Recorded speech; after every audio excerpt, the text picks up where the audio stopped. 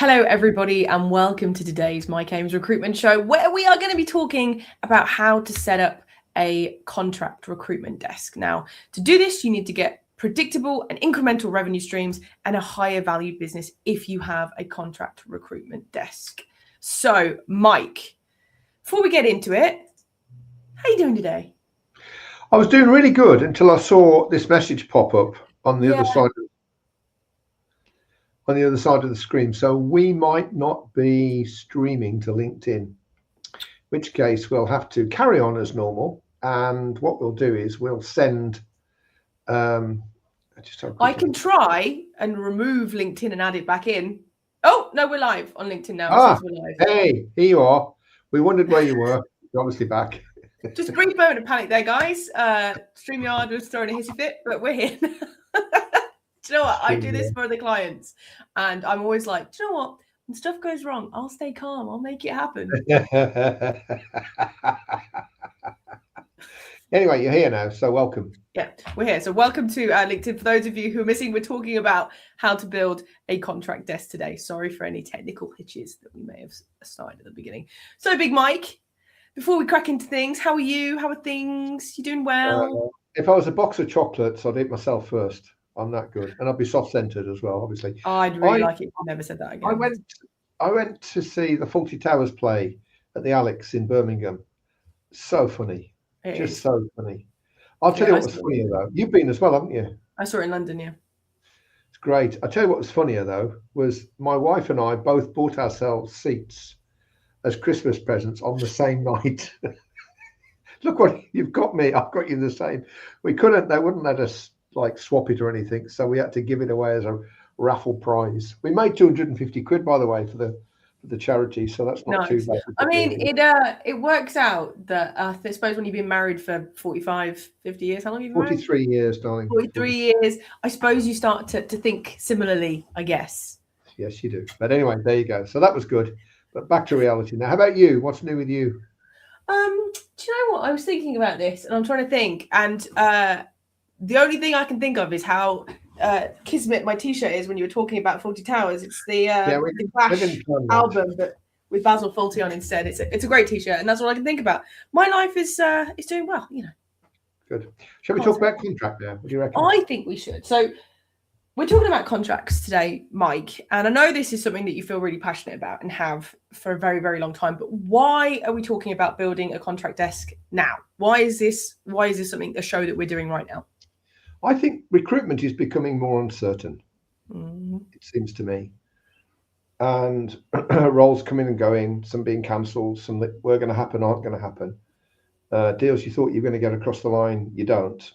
And contract is a sort of an antithesis to that in a sense. For starters, very often people take more contractors when the market's a bit flatter because they're not committing to a permie.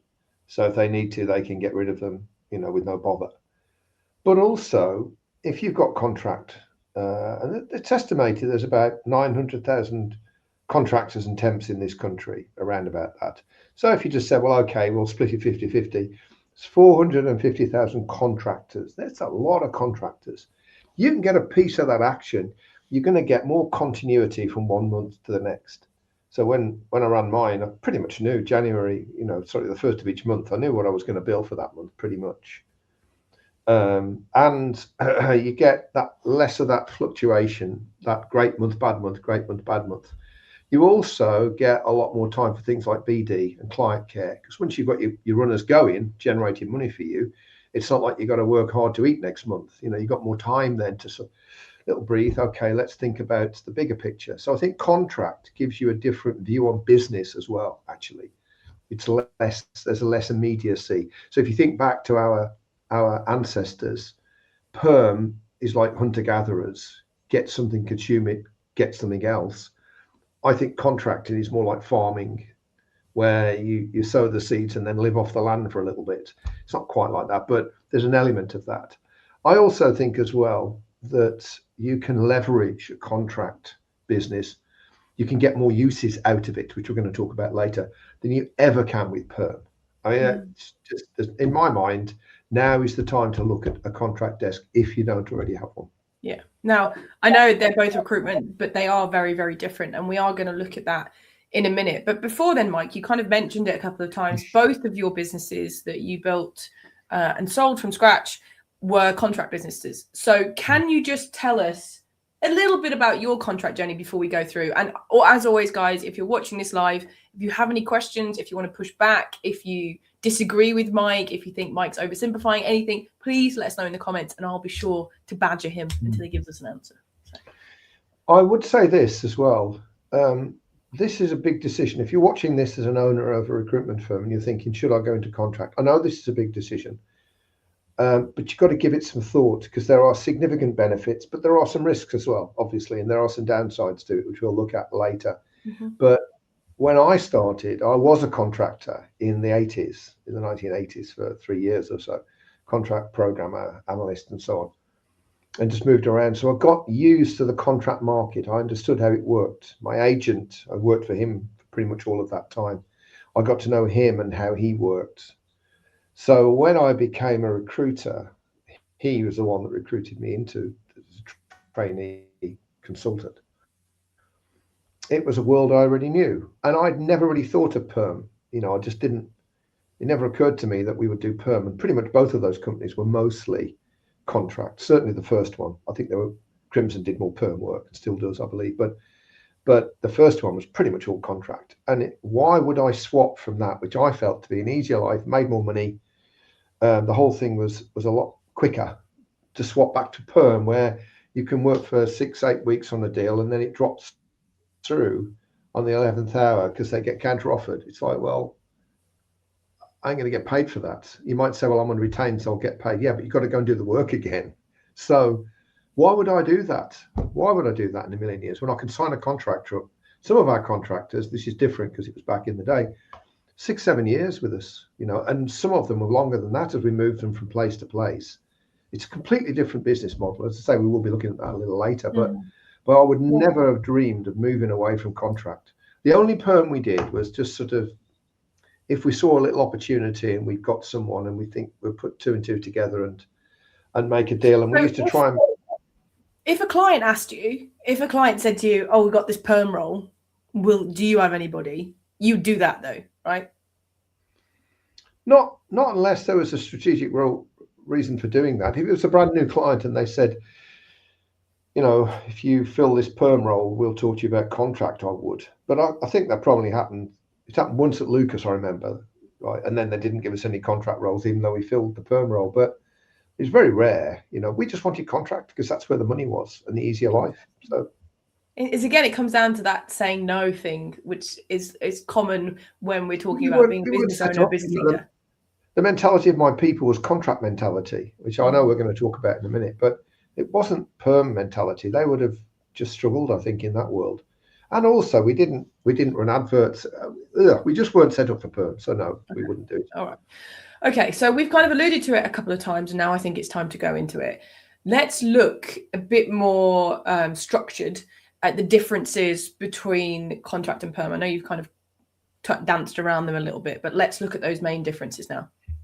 Okay, there are several of these, and I was going to say pin back your goals, because if you're serious about setting up a contract desk, you need to be comfortable with the things I'm about to say to you, because these are the differences. So the first one, I think, is speed. We all took a lot of amphetamines. No, we didn't. I just said that. Don't know why it popped into my head. Just said it. No, the speed that things happen in the recruitment industry. We never did, I promise. I've never taken. Oh, God. It was the 90s. It was a different time. I may have smoked a couple of spliffs at university. Who knows? But anyway, with contracts, I remember loads of times we get a call on a Thursday and a Friday. I need a contractor for Monday. Right. So you've got to get someone, and very often, if they know you, they'll take them without interview. That's another difference. It's like when you build your reputation, because they're not committing to a long-term member of the team that's got to fit in and their soft skills have got to match, yada, yada, yada. They want someone to come in, do a piece of work and clear off. That's what they want. Right. So the speed of it was a lot quicker. We also had this thing that we used to do for some people, Severn Trent, I remember, called the 5-day interview, which I stole from someone else. So I'll put the contractors in with that interview. I'll start them. You've got 5 days to decide whether you want to keep them or not. If you let them go, you don't pay anything. If you keep them, you pay for that week and then you continue to pay us. And we just paid expenses and kind of half rate, I think, to the contractors. But I can't remember any of them being sacked because we knew the contractors well, which is another benefit. You really get to know the contractors very well. We knew the clients well, so it was relatively risk-free for us. That's another thing that you could do. You can be a lot more creative. With perm, it's like, here's a vacancy, go and get me some people to look at, and I'll choose one of them. With contract, you get a whole bunch of different ways that you can do it. But I think speed, I'll come to some of those in a sec, but speed is the first one. I think the second really big thing is that there are lots of connotations about what I'm about to say now, right? So you don't really get to know the candidates very well in perm because you'll talk to them for a series of weeks, maybe months if the process drags on. You get to know them a little bit, but then they get into that role and you might keep in touch if you think they're going to be of use to you, but you probably won't. It's like, well, good luck, cheerio. Might, check in after 13 weeks to see if they're all okay. Make sure they're not going to leave and cost you money, but that's it really. With contractors, you're going to reuse them. This is the point. So if you look at a perm role, 60 to 70% of the effort and a lot of the money goes into finding a suitable candidate. Once you've done that, you've got to then recoup that money on that one placement. With contract, not only is it much easier to find people, which I shall explain in a moment, but you can reuse them over and over and over again. And that's exactly what you should do. That's where the big money comes in. So those people that treat contract and perm the same, give me a contract role, I'll go to the market and find a contractor and I'll place them and forget about them. No. So you almost have to sort of treat the contractors sort of like you would treat a client contact. You have to be in regular contact with them. You have to add value to them. You have to be someone that they believe to be a useful person. Trust and confidence and rapport, just like anything else, really, basis of a relationship. So yeah, for sure you did. Absolutely. We spent more money on what was called client liaison, taking them down the pub. Getting them lashed up and curries and everything. We spent more per head on our contractors than we did on our clients. Just think about that then.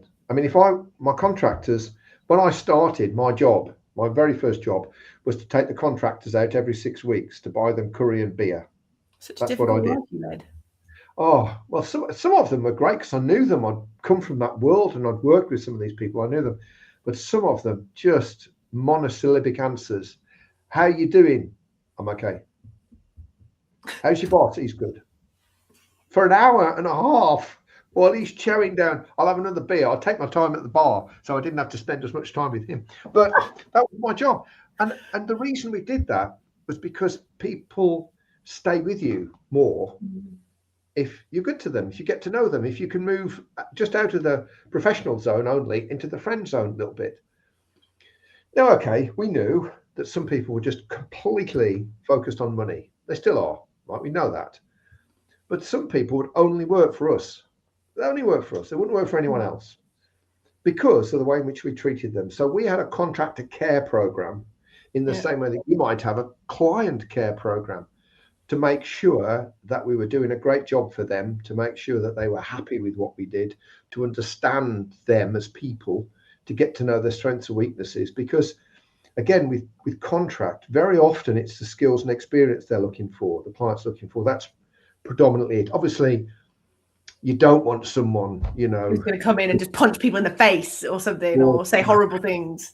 Tremendous wind after we did have a contractor that used to go to sleep a lot, and another contractor that could only be woken up by natural light.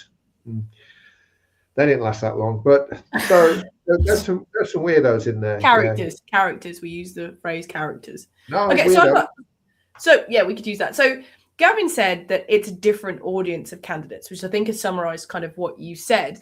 With that, did the candidates did the contractors care about different things? So if you were selling them into a new place, which obviously you still sort of have to do a little bit, what you would sell them on was very different to what you would sell like a candidate in a perm role on, because obviously candidates are looking for progression and they're looking for, you know, what's the company like, whereas contractors are like, how much money am I going to get? Is the work interesting? Well, even because my last contract business I sold in 2017, which is pre-COVID, obviously, and pre the wrath of IR35. Although IR35, we've had a question about that, which I'm going to bring up in a minute. Okay, I'll answer that in a second. But contractors were predominantly driven by money, work, and location, predominantly back in the day. So I wouldn't work really outside of the Birmingham area, and I wanted IBM mainframe work, programming, analyst programming. Did some analysis, wasn't really very good analyst, really data analyst. I was better at that, funnily enough. So, and I'd work for anyone. I worked at a defence company. I didn't really care, you know, who they were. And I knew what I needed to charge. But of course, contract rates go up and down according to supply and demand, which can change from literally 1 month to the next. The more contractors there are around, the agencies will negotiate, try and get bigger margins and so on, as you can. And you have to be a bit on your feet there, a little bit, as a contractor and also as an agent. But they're easier to read. They're not looking for career progression. Many of them, weirdly, still look for an opportunity to expand their skill base, because if you think about it, they don't get sent on courses very often. Although I was sent on a DB2 course actually by a client and paid to go on this DB2 course, which was nice of them, to learn DB2. But few people do that. Contractors, we want what you know. We don't want to develop your skill base. So if there's a chance for them to learn something new, some of them will go for that. But you have to know your contractors. This is the point. Because if you know your contractors, you know what you're selling then, and you know what you can get and the best way to sell them. I mean, the other thing is that most perm, you're not going to go to a client and say, most placeable candidate, I've got someone here, and he's going to say, well, I haven't got a role, but he looks really good. I'll take him. It can happen, I'm sure. I'm sure people got stories of that, but it's not going to happen very much. Whereas with contract, one of the things that we would do is we would revisit sites that they'd worked at before.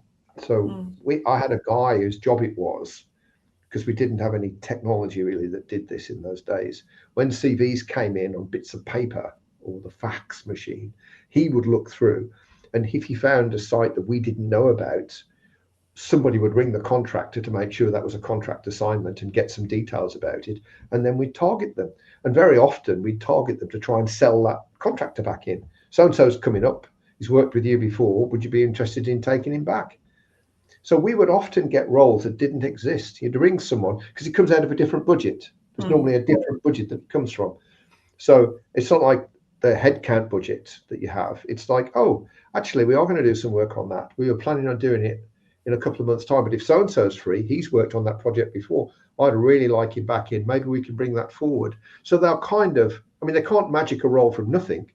But if there's an opportunity, they'll work with you to get that contractor in early. And of course, you're bypassing all that unpleasantness of having to compete against, you know, other people. Yeah, other agencies, which I never really liked very much. I liked to be in control of the site as much as I could be. Okay, Mike. So I feel like you've explained the difference of the contractors and everything, but from a organisation point of view, finished on that. There's a couple of more things. I'll take a big section. I know we've got plenty of time. I'd sooner skimp on the stuff we've got coming later and talk about this, because these are the things that you need to think about if you're going to move into this space, right?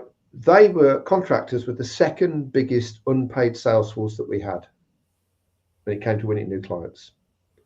Right, I could name half a dozen just off the top of my head, big accounts. A well-known water company in South Birmingham. Right, they wanted one of our contractors back through the agency that she'd worked there, and she said, "No, I'm not going unless I go through Mike." Not this Mike, it was the other Mike, my partner, but nonetheless, made me sound important, didn't it? There a little bit. It did. You could have got over that. It wasn't true. It was Mike that she wanted, but. She said, well, I'm not going back unless I can go back through Mike. And oh man, the pressure they put her under. She said, no, I'm not doing it. If you want me to work on that. She said to me once though, she said, you better get me a job if this falls through. We will, Elaine. We absolutely will. I promise we will. Right. We didn't need to because they took her back. We had one once at RS Components. A Components in the Corby area. Yeah. Anyway, we've been trying to get in there for ages and ages and ages. Couldn't get in. And then I got a call from this Irish contractor called Tom. I'm not going to do the accent. I would. I'll try. No. I'll try. No. No, to be sure. Stop it. You know, you're Michael. Okay. You're very good at Telon, which is a tech thing. Yeah, you know that, Tom, because you're a Telon person and we place you all over the place. Well, they're looking for Telon people here, and the agent says, could you help? Of course, yeah. Yeah, sure I can, Tom. Who should I call? No need. I'm sitting next to my manager. I'll pass you over. Duh. Can you help us? Well, yeah, okay. Another one, even better than that. This one's a classic. I'm going to tell you this story. You've got to get into this frame of mind because I'm going to tell you how you can do this in a minute, how you create this environment. So I'm working in our office, and a contractor not working through me, who I'd worked with when I was freelance, I knew her quite well. She rang me up and said, "No, I'm working for a Sears group, and they're interested in talking to you. They've got a few contract roles coming up."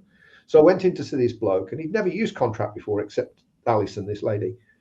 And he's talking, and he got this big whiteboard, and he's putting roles, another roles on this board. And I suddenly realized what he was telling me was he wanted contractors for all of these roles. There was about 20 names, 20 boxes empty. And then he says to me at the end, "Alison says you're really good. Can you fill these for me?" Well, okay then. Let me think about it. Millions we made off that account, millions. So, but they all started because we treated the contractors as good, if not better, than we did the clients. We had a contractor care program. You get a call from us every 6 weeks. You get a meeting with us, usually curry and beer every 6 weeks. We had a Christmas party where we invited all the contractors and their wives. And at the end, we had 465 contractors. They didn't all come to the party, mind, but it was a big party we had. Right, because they knew we looked after them and they in turn looked after us. So it's completely different to the way in which you do perm. It's not the same. You really have to get into that space. Okay, so I've got a couple of questions here. So this person's asked 2 questions. Number 1, has IR35 not killed a lot of the contracting roles? So take that question first before I ask the second one. Yeah, certainly it's flattened it for sure. Since it moved over to be the client's responsibility, that has changed, because before that they were kind of cool, really, inside, outside, okie dokie, wiggle it in, who cares? No, if we're going to take the rap, we're going to get it right. But there is still chunks of work that they either can't find a permie for or don't want to hire a permie for. It just means it's inside IR35 and the contractor has to pay more tax. They still get paid an hourly rate, which is significantly higher than the perm is in most cases. So, you know, you're still making money. I mean, I think it's desperately unfair because as a contractor, you take a lot more risks. You have to pay for your own training, you have to pay for your own holidays and so on. You don't get sick pay. And I think a little bit of flexibility on the tax to help contribute towards that. But, you know, and it has damaged the economy because of that when they brought that in for sure. But nonetheless, yes, it has. But there is still, I estimate, around about 500,000 contractors out there. How many do you need? You know, I mean, you can live like a king off 50 contractors. Yeah. Okay. All right. And then the second part of this person's question is, how do you manage the cash flow burden, particularly in the early days? Because it is okay. It's a good question. A lot of people try and sort of manage it by cutting in margin only deals. So the contractor goes in and the client pays the contractor, sometimes through some sort of umbrella thing they've got going on, and you just get. I don't agree with that. That you're just pushing yourself to the sidelines. I want to be an integral part of it. Some people try and pay for it themselves. Do not do that. Do not do that. You've only got to have a client not pay you for a couple of months and you're up shit creek, right? So you do not want to be doing that, even if you think you can do it, because the client has promised they'll pay every month within 4 days or something. They won't. Or there'll be a change of the FD and the new FD just doesn't see the world like that. Or we had one once where we were working for a well-known tractor manufacturer in the Coventry area. And they changed systems and we had a bunch of our invoices just got lost. They were kind of half in, half out, so we couldn't send them in again. Oh, we know about these. Yeah, but you're not paying us. Yeah, because they're not appearing in the payment section. Well, what does that mean then? And we had one of our invoices, we had the girls downstairs had a little party for it. They had a cake and a candle, and I took a picture of it and took it in to show them. They paid us eventually, but essentially, there were different times really, but we started off with factoring. So invoice discounting, where you get, I mean, there's many different flavors of this. Let's say 80 to 85% of the invoice. As soon as you send the invoice to the client, send the invoice to them, they pay you 85% of it, so you can pay the contractor. That's good. And then they'll pay a percentage of a base somewhere between 2 and 4%. That's negotiable. And your factoring charge per month on the invoice value, which is 0.2 to 1%. Again, it's negotiable, really. But the difference is the client knows you're factoring it, because you don't own the sales ledger. The finance company owns the sales ledger, so they'll chase the debt, and it's their invoice that goes into the client. Then we move to confidential invoice discounting, where, as the name suggests, the client doesn't know. It tends to be cheaper because you're doing more of the work, but you own your own sales ledger, chase your own debt. But it's still the same deal. You present an invoice and get a wodge of the cash, which has to be enough to pay the contractor. And then when the other money comes in, you pay your charges out, and what's left is profit for you. So it's important to watch the margins on contract, very much so. And the debtor days, you don't want to go over 40 days, debtor days. You don't want to be doing that. You want to get that money in before it. And you think contract, it's a problem if that's the case. The other thing on this as well, which I would say, is bad debts. Because a bad debt on a perm is you've done the work, but you're not going to get paid for it, boo-hoo. With this, you've paid out a shed load of money to the contractors. You're not going to get it anymore. It can be tens, hundreds of thousands of pounds. So you really have to insure that debt. Now, most of the finance providers will insure it for you. There's a deal where they can include it, not all of them, and it's negotiable. But we didn't have that because it was so expensive back in the day. We managed without, but a couple of times we nearly went bankrupt because people couldn't pay us. Man, it was really bad. So I don't recommend that you do that either. Get your debt insured. Hope that's answered that question. Okay, all right. Now there is a question that is around BD, but we are going to look at kind of how you would start a desk later. So I've seen your question. I promise I will bring it up, but I just want to make something. So somebody's just asked this question that is linked to what you just said, Mike. So I'm bringing it up before we move on. Archana said, is it better to get insurance for the debt in the case of invoice factoring? If it's not included, I think some companies, I think Giant do, I think Sonovate do. You have to check. Don't take my word for it. But if not, then you should. It's not cheap, and it depends on the client that you're doing the work with. If it's some like weird startup, you might struggle a bit. If it's IBM, then you're going to be fine. Really, they won't charge you that much for that. Yeah. Okay. All right. Fair enough. Now, in a second, I've got one quick question before we start getting on to how we get started. But before then, Mike, I believe it's time for a message from our sponsor. Who's that, Kirst? It's still us. Yeah, it's still us. Yeah. Okay. I wonder if this sounds familiar, peeps, as you're watching this, right? So, as these come up, do these resonate with you a little bit? Because for a lot of smaller recruitment firms or recruitment firms who are trying to grow their business, it is familiar. Well, if it is, and if you're fed up of it, if you're looking for an alternative, maybe you'd be interested in this. We run online profit, lifestyle, and wealth workshops for owners of recruitment companies. You could be a solopreneur or a small business, but what you want to do is grow a business which is safe. In other words, things can't happen to it internally or externally which could threaten its existence. That's very important. They're high profit, and you don't need to be there day to day, every day. You're an integral part of the business, but if you need to take 2 weeks off on holiday, you can without taking your laptop. If this sounds familiar and you'd like to read more about this, you'd like to know more about this, then I'm going to tell you how you can get a little one-pager on that. But first, the details.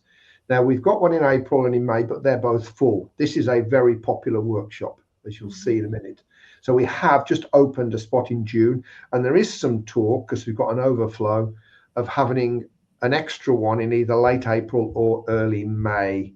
So it's 4 p.m. to 6:30 p.m. London time. We get people coming from America quite often on that, and that's fine for them. Maximum of 8 attendees. So this is not a big get as many people in as you can and pitch to them the whole time. We do not pitch the whole workshop. It's interactive. Questions. Yeah, you can ask questions, but there is 0 sales pitches, and it's only 8 people. So as Kirsty said, plenty of time for talky time where you can ask questions and get involved in your world. It's free of charge. We don't charge for it. And if you'd like the one pager, I can send it to you. We don't chase you up on it. We send it, and if you're interested, you come. If you don't, you don't.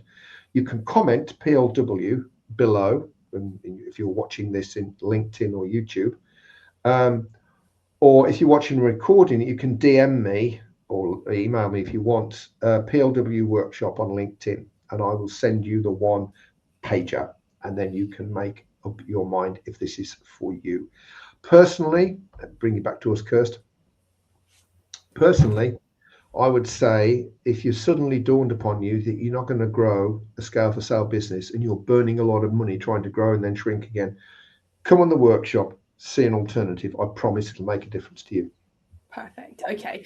So before we move on to kind of how you would get started if you currently aren't running a contract desk, Mike, or how you can do it from BD. I've seen your question, Ben, I promise. Quick question, quickly. Can everybody do contract? Like every industry at every level can do contract, like, or are there only specific people who can do it? Specific areas? Most can, to be honest. Most can. If you look, obviously IT, construction, logistics, do you know anything really that has projects in it? That's really important, because for a project piece of work, they're going to build a team, do the thing, and then the team is going to disband. Obviously, most of the team will disband. You don't want permies for that. And if you deal with companies that do projects, even if they do them for other people, like construction companies who do projects for other people, very often they'll like bring in, I don't know, contract QS or whatever to do a piece of work and then let them go. So anything project driven will probably need contractors somewhere in there. The other thing is if you've got long-term maintenance that permanent staff don't want to do. It's not very interesting work. There's no career progression in there. It's just like what we used to call island technology. It's an island on its own. Very often they'll just let the contractors do that. The third thing you can inquire is that some companies, and my first business, which was a software house as well, had this rule as well, is that we would only have between 70 and 80% permanent staff on a project.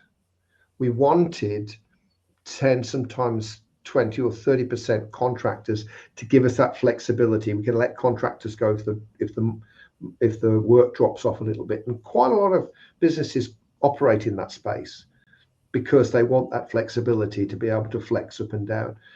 So the other thing, of course, is anything that has very specialist skills that would be difficult, where you're not going to need them all the time. You need them for a period and then you don't need them again.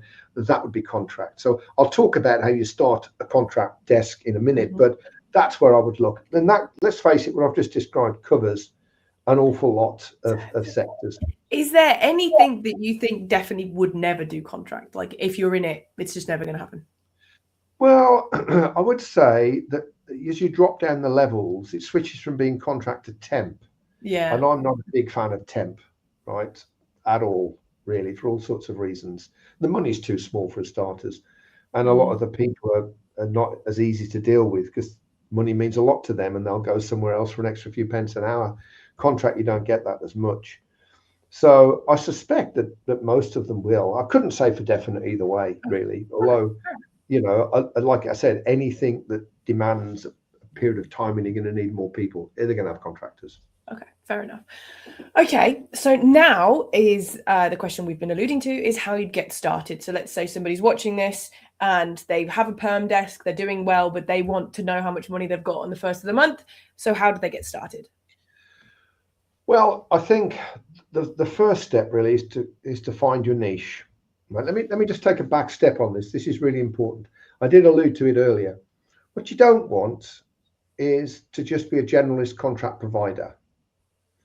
It's too hard. You're not giving yourself a chance if you do that.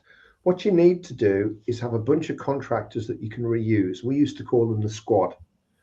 So each of my main 5 areas within the business had their own squads because they did different types of work or in different type of areas. And you build a relationship with these contractors. you know their strengths and weaknesses, you know their skills.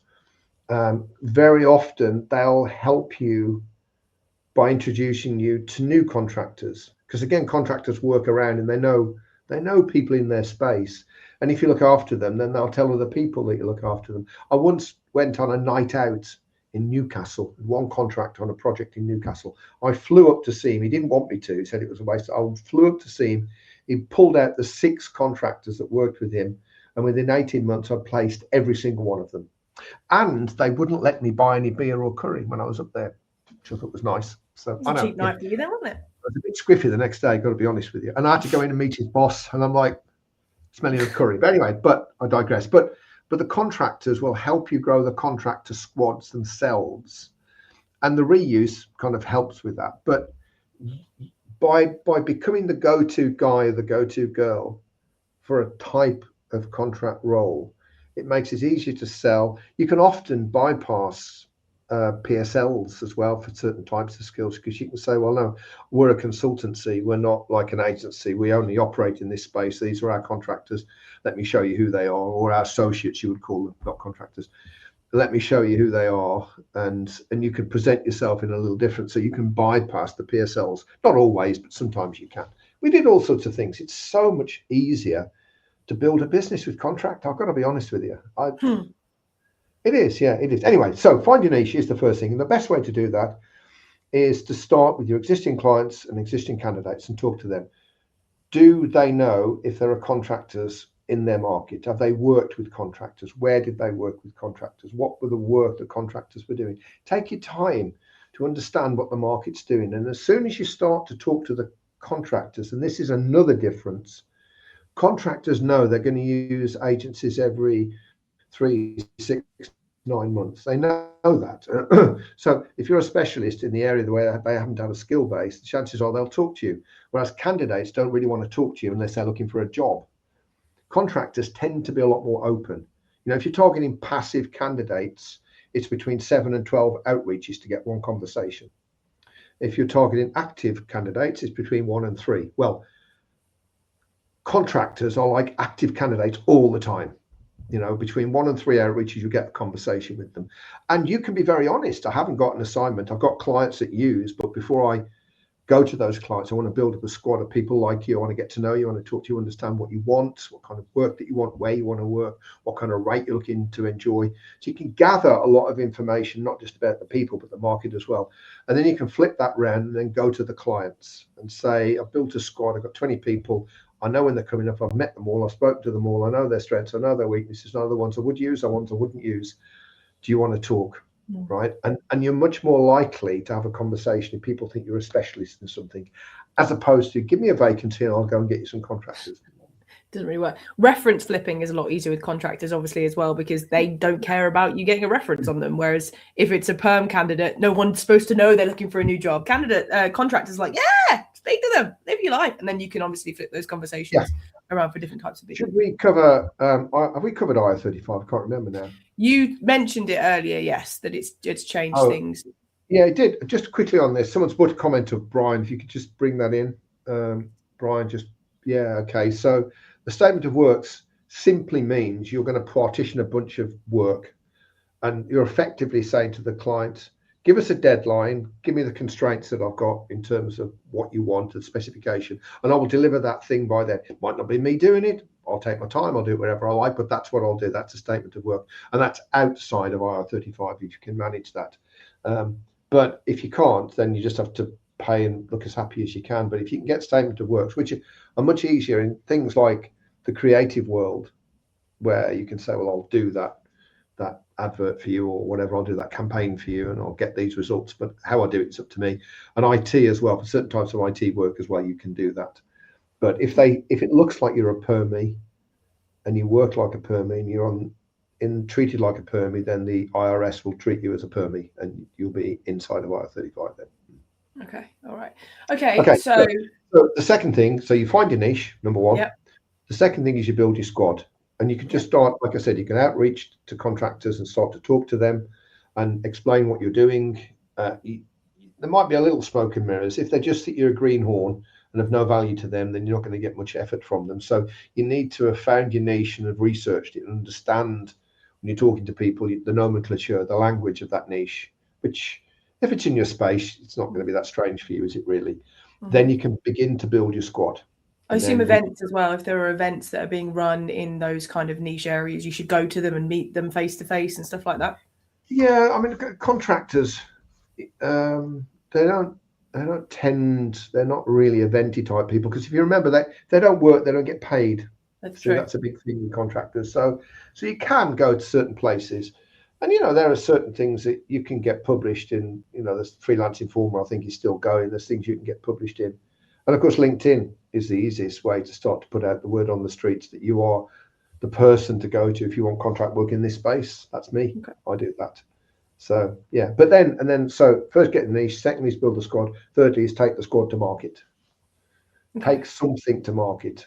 I had in fact, I'm going to try and get her on the show, Wendy Merrick. She was the best niche person I ever knew. She was brilliant, and she had a big list of the contractors that she had. She very tight niche, and she just would take them in and say, this is pretty much every contractor in this country, and I'll tell you who you would and wouldn't use, and I'll tell you when they're coming up, and I know them all, I spoke to them all, yada yada. I've met most of them. Some of them worked for me before, and she just put across to the client that this is the person I need to speak to if I want those skills.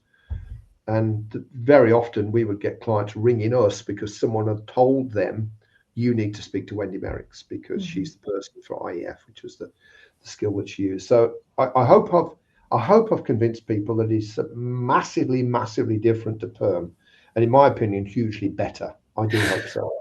I do have one question that Ben asked earlier, and I think you've alluded to it in lots of ways, but I want to pull it out as sort of to make it really clear for those people who want to know.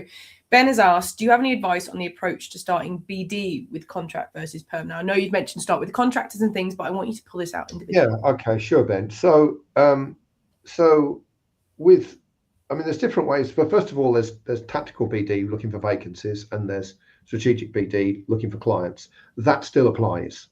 It's okay to go a potential high value client that uses contractors, and you can tell that because you can get it from the CVs of the contractors. So you know where they've worked, you know who's using a lot of contractors, and the contractors will tell you anyway if you're close enough to them. So you know they're there, and they're perfect for strategic BD, where you're not looking for a vacancy, you're looking to be accepted either officially onto a PSL or unofficially. Yeah, okay, I'll give you an opportunity if one comes up. Right, because that's the deal. And once you're in, then it's your job to bubble to the top, to be the apex supplier. Those two things added together are magic. But to do that, you have to take a very strong proposition. And they're not really interested in a traditional product. They're interested in niche. I mean, some of them are interested in cost. Well, you don't want to deal with them, that's for sure. So it's niche. I am the go-to person for this. That is your sell in. And I don't care how long I have to wait. In fact, why don't you give the vacancies to your existing suppliers? If they don't succeed, come to me, get that message across. Let me be the number one of the B suppliers. But you better be ready for when they come, because you have to get one of those. You've got to nail it. But again, the contract market supports each other. You go to contractors and say, do you want? No, I'm in a role. Okay. Do you know anybody that could do this? Well, I do actually. I think so-and-so might be able to do it. Let me see if he's interested in talking to you. Quite often there's a little community, and make that community work for you, not against you. I wish I got more time on this because it is so very, very different. Yeah. And I think it's so much more, it's easier if you're a creative person and you like people, you're interested in people and want to work with people, then contract is where you should be at, for sure. It's very sociable. Okay. So we are coming to the end now. So if anybody has any questions that they want Mike to answer, do pop them in the chat. I'll make sure he hangs around to do it. But before we come to your top tip, Mike, for those people who want to start a contract desk, can we talk about the next show? Now, we are actually taking Easter off. So this show isn't until the 21st of April because we practice what we preach. We tell people to take time off and recharge that battery, which is what we're doing. But it is a very exciting show, Mike. Yeah, it certainly is. We've got Mike Dossett coming on the show. He's a contract TA. So he's one of these people that moves from place to place. And he's really in the TA space, knows it very well.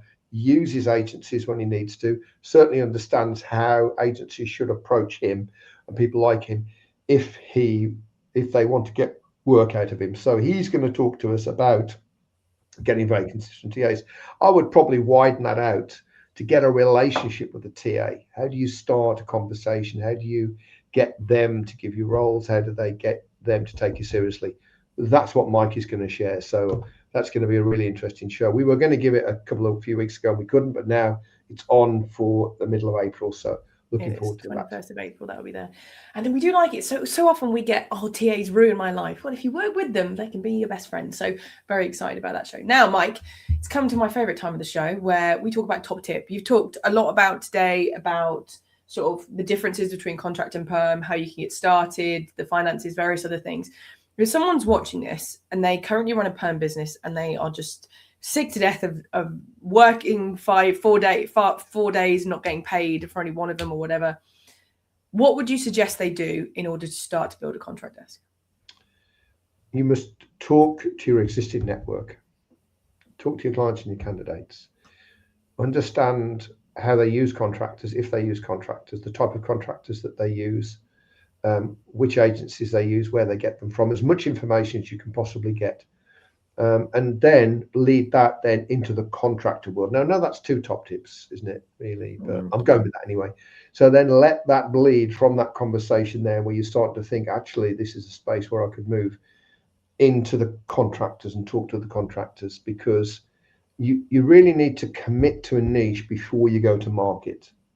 And the niche that you're looking for is buried probably somewhere inside your existing client estate. All you need to do is price it out, define it, and then build it, and you'll be fine. Okay, fair enough. Okay. Right, we are at the end of the show. We've overrun a minute or so, but that's okay. We had a lot of questions. So first of all, I want to say thank you to everybody who's watched and listened, and thank you very much for your questions. We always enjoy a show where we get a lot of questions, so thank you very much for those. I want to say thank you for Mike for just sharing his knowledge and for wearing a fantastic shirt today. Yeah, well, one tries one's best. The summer's coming up, so I've got plenty more where this came from. Okay. All right. And once again, thank you very much for watching, and we will see you in April. Yes, thank you very much, Kirsty. Thank you, everyone, and we'll see you in 4 weeks' time.